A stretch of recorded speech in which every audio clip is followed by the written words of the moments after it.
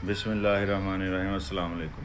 ਉਹ ਬਰਤਾਨੀਆ ਦੇ ਵਜ਼ੀਰ ਆਜ਼ਮ ਨੂੰ ਕੋਈ ਬੰਦਾ ਆਮ ਅੰਗਰੇਜ਼ ਹੀ ਕੱਢ ਰਿਹਾ ਨਾ ਆਪਣੇ ਸ਼ਰਾਬਖਾਨੇ ਤੋਂ, ਤਾਂ ਮੈਂ ਉਹ ਵੀਡੀਓ ਬਣਾਈ ਸੀ। ਕੁਝ ਭਰਾਵਾਂ ਨੇ ਕਿਹਾ ਇਹ ਵਜ਼ੀਰ ਆਜ਼ਮ ਬਣਨ ਤੋਂ ਪਹਿਲਾਂ ਦੀ ਸੀ। ਚਲੋ ਯਾਰ, ਮੈਨੂੰ ਸਾਹਮਣੇ ਹੋਣ ਆਈ ਹੈ ਤਾਂ ਮੈਂ ਸਮਝਿਆ ਮੌਜੂਦਾ ਵੀਡੀਓ ਹੈ, ਕਿਉਂਕਿ YouTube ਤੇ ਕਈਆਂ ਨੂੰ ਪਹਿਲਾਂ ਆ ਜਾਂਦੀ ਹੈ ਤੇ ਉਹਦੀ ਮਿਹਰਬਾਨੀ। ਲੇਕਿਨ ਫਿਰ ਵੀ ਇੱਥੇ ਆਸਟ੍ਰੇਲੀਆ ਦੇ ਵਜ਼ੀਰ ਆਜ਼ਮ ਦੀ ਵੀਡੀਓ ਮੌਜੂਦ ਹੈ। ਉਹ ਪ੍ਰੈਸ ਕਾਨਫਰੰਸ ਕਰ ਰਿਹਾ, ਉਹਨੂੰ ਆਂਦਾ ਕਿ ਭਾਈ ਮੇਰੇ ਲਾਨ ਤੋਂ ਪਰਾਂ ਹੋ ਕੇ ਪ੍ਰੈਸ ਕਾਨਫਰੰਸ ਕਰ, ਮੇਰਾ ਘਾਹ ਖਰਾਬ ਨਾ ਕਰ। ਤੇ ਇਹ ਇੱਥੇ ਆਮ ਗੱਲ ਹੈ ਵਜ਼ੀਰ ਆਜ਼ਮ ਕੋਲੋਂ ਸਵਾਲ ਪੁੱਛਣਾ। ਵਜ਼ੀਰ ਆਜ਼ਮ ਪਾਕਿਸਤਾਨ ਦੇ ਵਿੱਚ ਕਿਉਂਕਿ ਗੁਲਾਮਾਨਾ ਨਿਜ਼ਾਮ ਮਸਲਤ ਹੈ ਤੇ ਉਹ ਅਸੀਂ ਸਵਾਲ ਨਹੀਂ ਪੁੱਛ ਸਕਦੇ। ਜਿਹੜਾ ਬੰਦਾ ਸਵਾਲ ਪੁੱਛੇ ਉਹਨੂੰ ਹੀ ਚੁੱਕ ਲੈਂਦੇ ਨੇ। ਤੇ ਇਹ ਭਰਾ ਦਾ ਲਾ ਨਹੀਂ ਲਾ ਨਹੀਂ ਹੈ। ਲਾ ਤੇ ਪਾਕਿਸਤਾਨ 'ਚ ਵੀ ਹੈ, ਅੰਗਰੇਜ਼ੀ ਦਾ ਹੀ ਲਾ ਹੈ। ਅੰਗਰੇਜ਼ ਦਾ ਕਾਨੂੰਨ ਪਾਕਿਸਤਾਨ 'ਚ ਵੀ ਮਸਲਤ ਹੈ। ਲੇਕਿਨ ਇੱਥੇ ਜਿਹੜਾ ਕਾਨੂੰਨ ਹੈ ਨਾ, ਹਰ ਬੰਦੇ ਨੂੰ ਉਸ ਕਾਨੂੰਨ ਦਾ ਪਤਾ ਹੈ।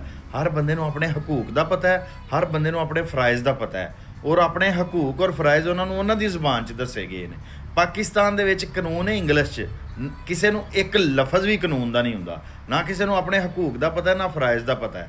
ਜਦੋਂ ਕਿਸੇ ਕੌਮ ਨੂੰ ਹਕੂਕ ਔਰ ਫਰਾਇਜ਼ ਦਾ ਪਤਾ ਨਹੀਂ ਨਾ ਹੁੰਦਾ ਤੇ ਉਹਨਾਂ ਦੀ ਮਿਸਾਲ ਭੇਡ ਬੱਕਰੀਆਂ ਵਾਲੀ ਹੁੰਦੀ ਹੈ। ਭੇਡ ਬੱਕਰੀਆਂ ਨੂੰ ਕੋਈ ਨਹੀਂ ਪਤਾ ਹੁੰਦਾ, ਭੇਡ ਬੱਕਰੀਆਂ ਡੰਡੇ ਨਾਲ ਚੱਲਦੀਆਂ ਨੇ। ਤੇ ਜਿਹੜੇ ਹੁੰਦੇ ਨੇ ਨਾ ਇਨਸਾਨ, ਉਹ ਅੱਗੋਂ ਸਵਾਲ ਪੁੱਛਦੇ ਨੇ ਤੇ ਜਿਹੜੇ ਇਨਸਾਨਾਂ ਨੂੰ ਚਲਾਉਣ ਵਾਲੇ ਲੋਕ ਹੁੰਦੇ ਨੇ ਉਹ ਜਵਾਬ ਦਿੰਦੇ ਨੇ। ਉਹ ਦਲੀਲ ਦੇ ਨਾਲ, ਮੁਕਾਲਮੇ ਦੇ ਨਾਲ ਮਾਸ਼ਰੇ ਚੱਲਦੇ ਨੇ। ਤੇ ਉਹ ਸਿਰਫ ਮਾਸ਼ਰੇ ਚੱਲਦੇ ਨੇ ਜਿਨ੍ਹਾਂ ਦਾ ਕਾਨੂੰਨ ਆਪਣਾ ਹੈ। ਸਾਡਾ ਕਾਨੂੰਨ ਆਪਣਾ ਨਹੀਂ ਹੈ। ਅੰਗਰੇਜ਼ ਦਾ ਕਾਨੂੰਨ ਚੱਲਦਾ ਆ ਰਿਹਾ, ਨਿਜ਼ਾਮੇ ਤਲੀਮ ਅੰਗਰੇਜ਼ ਦਾ ਚੱਲਦਾ ਆ ਰਿਹਾ, ਬਿਊਰੋਕ੍ਰੇਸੀ ਅੰਗਰੇਜ਼ ਦੀ ਹੈ, ਸਿਆਸੀ ਨਿਜ਼ਾਮ ਅੰਗਰੇਜ਼ ਦਾ, ਸਾਰਾ ਕੁਝ ਉਹਦਾ। ਸਾਡਾ ਕੱਖ ਨਹੀਂ ਯਾਰ, ਸਾਡੀ ਸਿਰਫ ਮਜ਼ਦੂਰੀ ਹੈ। ਅਸੀਂ ਖਿਦਮਤ ਕਰਨ ਵਾਲੇ ਲੋਕ ਆ।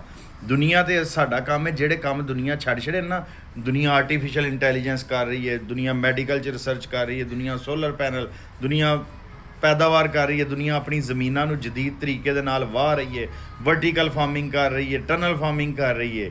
ਅਸੀਂ ਸਿਰਫ ਸਾਰੀ ਦੁਨੀਆ 'ਚ ਡਿਲੀਵਰੀਆਂ ਕਰ ਰਹੇ ਹਾਂ। ਅਸੀਂ ਟੇਕਵੇ 'ਚ ਲੱਗੇ ਹਾਂ, ਹੋਟਲਾਂ 'ਚ ਲੱਗੇ ਹਾਂ, ਪੋਚੇ ਮਾਰਨ ਡੇ ਹਾਂ, ਅਸੀਂ ਸਿਕਿਉਰਟੀਆਂ 'ਤੇ ਬੈਠੇ ਹਾਂ। ਅਸੀਂ ਸਾਰਿਆਂ ਨੇ ਵੱਡੀਆਂ ਡਿਗਰੀਆਂ ਲਈਆਂ ਨੇ। ਅਸੀਂ ਕੋਈ ਅਨਪੜ੍ਹ ਲੋਕ ਨਹੀਂ। ਸਾਨੂੰ ਇਹਨਾਂ ਧੱਕੇ ਨਾਲ ਇੰਜ ਦਾ ਜ਼ਿੰਦਗੀ ਸਾਡੀ ਜ਼ਾਇਆ ਕਰ ਦਿੱਤੀ ਉਸ ਨਿਜ਼ਾਮੇ ਤਲੀਮ 'ਚ ਜਿਹਦੇ 'ਚ ਸਾਨੂੰ ਕੋਈ ਹੁਨਰ ਨਹੀਂ ਸਿਖਾਇਆ ਗਿਆ।